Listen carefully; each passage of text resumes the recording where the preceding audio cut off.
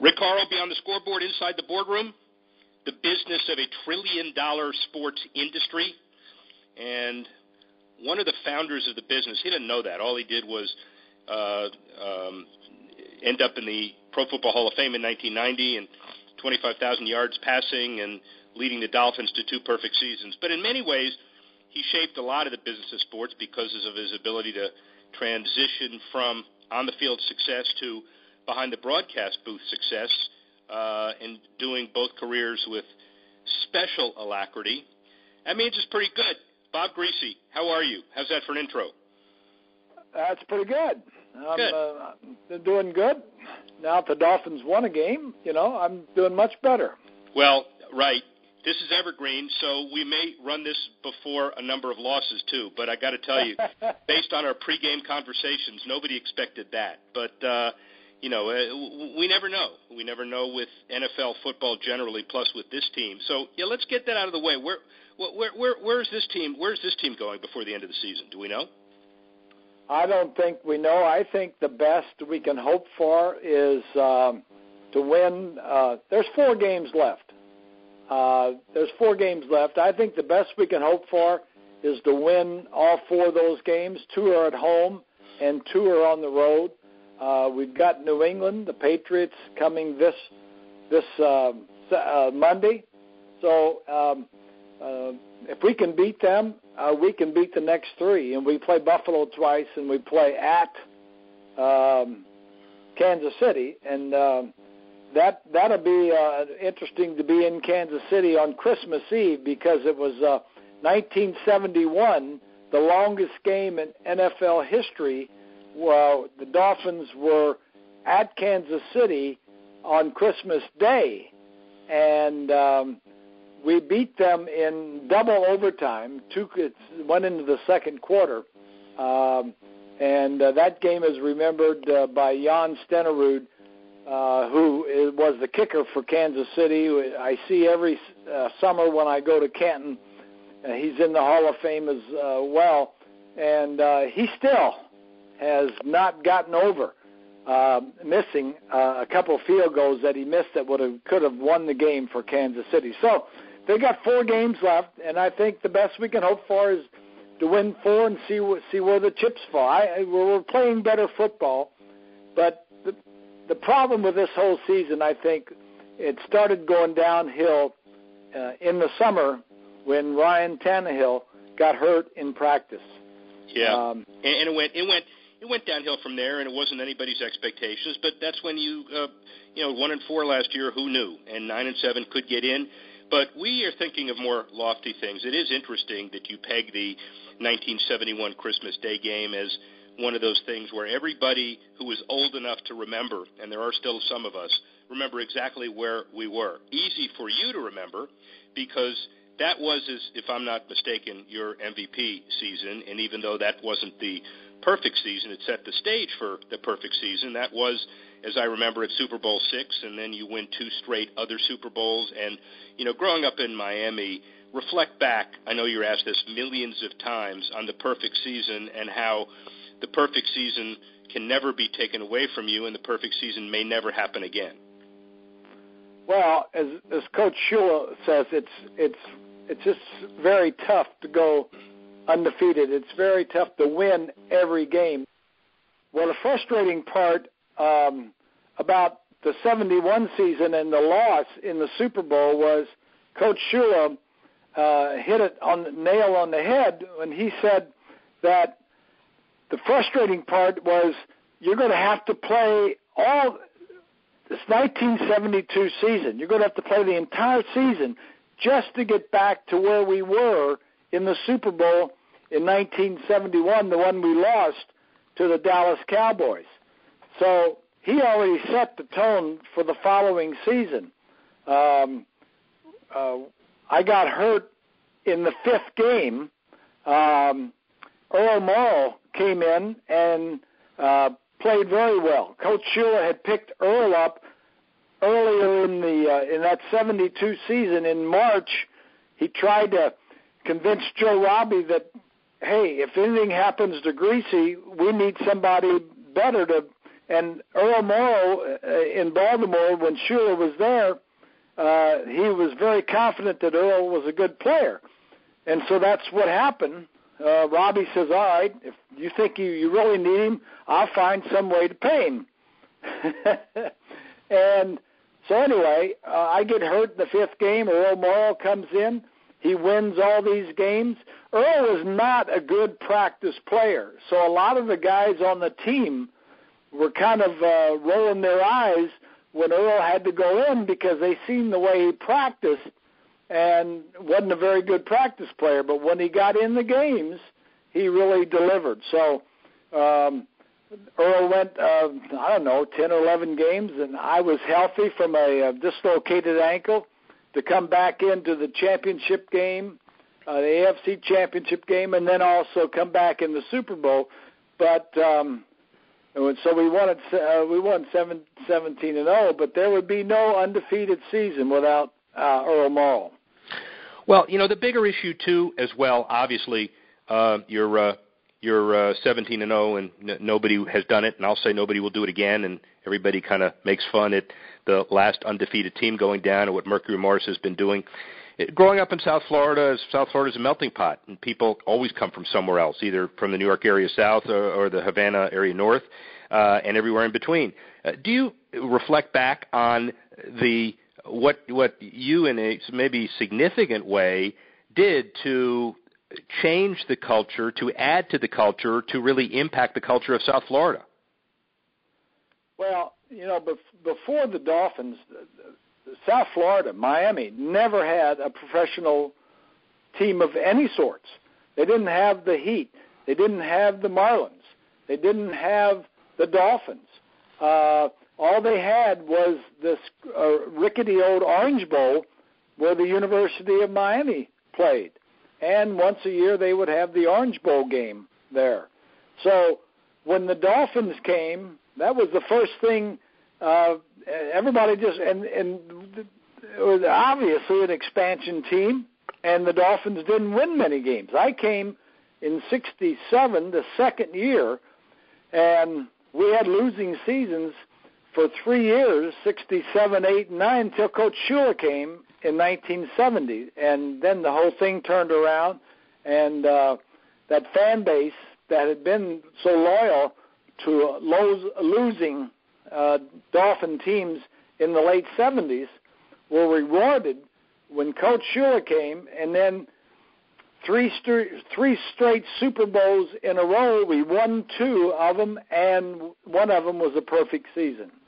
And nobody can take it away from anybody. I just, to reflect back on what it means to South Florida, not just that you get a team, but that South Florida, with all of its racial divides and ethnic stress and all, can look back at something that somebody around South Florida did perfectly. What do you think that means? Well, I think it means a lot. Because, first of all, no other Dolphin team has done it before. The closest thing that this fan base in South Florida could wrap their arms around, I think, is the Miami Heat, who won the NBA championship. But the Dolphins have been in Super Bowls before, and not since then, but not won them. So I think that everybody likes to think back to the Dolphins, and when we were dominating the NFL and when we were the perfect season. Everybody loves to talk about the perfect season. It's great emotionally. It's great psychologically. And, when you retired in 1980, people would reflect back on your career that started in 67, and you had other things in mind, I guess. 82, you teamed with Charlie Jones with NBC and called Super Bowl 20, and then with ABC, ESPN, and then back to the Dolphins color. How did you make your mind up to transition from football on the field to broadcasting, and what did you have to do to prepare for your next career? Well, I came out of Evansville, Indiana. My dad was a plumber, I didn't know that I was going to be able to get a college education. I was a better baseball player than football or basketball, which I played all three sports. We were playing in the American Legion World Series in 1967, the year I went on and went to Purdue. And in the summer before I went to Purdue, a Baltimore Orioles scout comes and wants to sign me as a pitcher to a Baltimore Orioles minor league team. And I said, no, I'm going to Purdue. I'm going to get an education and go on from there. So I didn't have any aspirations of playing professional football. I wanted to just go ahead and get my education and be at Purdue, and things happened. We won the Rose Bowl. I had a couple of good years at Purdue. Finished second in the Heisman voting to Steve Spurrier. So it got drafted first by the Dolphins. Everything. I majored in industrial management, and certainly not broadcasting. So I just came down. I said, all right, I played for the Dolphins for 14 years and coached 1 year with Coach Shula. And then he said, after that was over with, I walked in and said, here's your playbook. I'm finished. He says, oh, no. He says, you got to do this. He says, you love this coaching business. I said, yeah, but I love my 3 kids more. So after that, then NBC came to me and wanted to know if I was interested in broadcasting. And I said, well, yeah, I'll try that. I could spend a lot more time with my kids during the week than you would being a coach in the NFL. So that's how I got into it. And the first 5 years I did with NBC and did the NFL, and then the next 25 years I did college games, the first half with Keith Jackson and then Brad Nessler and then a whole bunch of other guys. Well, so obviously the transition was something that you were able to do, I wouldn't say fairly easily, but the kind of industrial engineering background and makeup, you're a very analytic person. You'll throw 7 passes and win a game and go undefeated. You'll transition into broadcasting. Well, what's the biggest skill or the easiest skill you can identify in your world that were kind of common to both on-field success and broadcasting success from your perspective? Well, I think growing up in southern Indiana, my dad died. He was a plumber, and my dad died when I was 10. My mother had to go to work as a secretary. Little League baseball was big to me. All I wanted to do was go to school, grade school at first, and then afterwards find some kind of athletic thing to do, baseball or basketball. Didn't have football back then, organized in any way. So I just wanted to do the best I can. I was very competitive. Competitive on the athletic environment, and then also competitive in the classroom.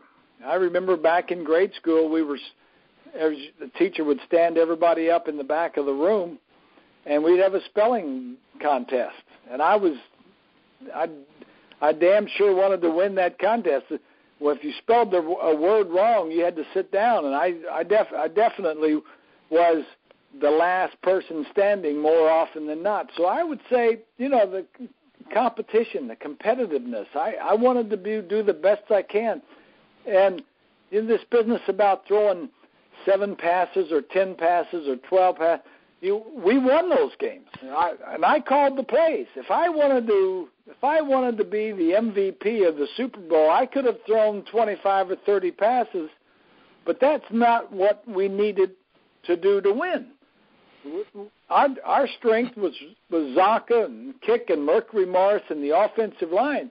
I feel badly, and I told Paul Warfield this. He was one of the best wide receivers to ever play in the National Football League, but he didn't get a chance to show his real skills because we didn't throw that much. Like you said, we threw 7 balls, but we won the Super Bowl. So that's kind of where I come from. It's not about me; it's about the team. And clearly, that's the way it's been consistently for you too. Just a couple more from the broadcasting perspective. You've been in it for years, and you can reflect back on how things have changed from a business, I guess, of broadcasting perspective. What's the biggest change you've seen since you broke in 1982?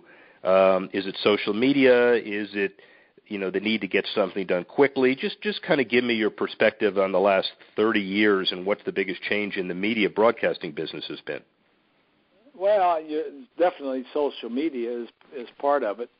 And then I think the technology of, way back, it first started as black and white, and they only had 2 or 3 cameras. I think the first Super Bowl, ABC, no, I think it was NBC and CBS, both televised the game. And then after that, they started giving it away to one side or one network or the other. But, they didn't have telestrators back then. They didn't have if you saw it, you may get a replay of a big play, and you may not. I mean, so much has happened through the networks and through television, and so the improvement in the trucks, the construction of the trucks that produce these things has really come a long way. And I'd say that's probably the color is much better. The broadcasters are better, but also the telestrators and all the fancy buttons, the whistles and the buttons and all that other stuff that we push nowadays is much better than it was. Finally, Bob Griese, the quintessential team player, always willing to share credit. How does it feel when you walk down the street and people remember and recognize your son for both on-field and broadcasting more than you? What do you really think of that? You proud of it, or you just want to beat the heck out of that? Of course, of course, I'm proud of it. Now I'm very proud of it when I'm not around him. When we're together, I'd say, well, first of all, he went to Michigan, and in front of him, I'll say, well, you couldn't get into Purdue, so you had to go to Michigan.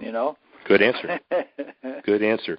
Well, obviously, the answer is that you have an incredible perspective, both on and off the field, and it's an honor and pleasure to know you and really appreciate your time. Bob Griese, Rick Horrow, be on the scoreboard. See you in a couple minutes.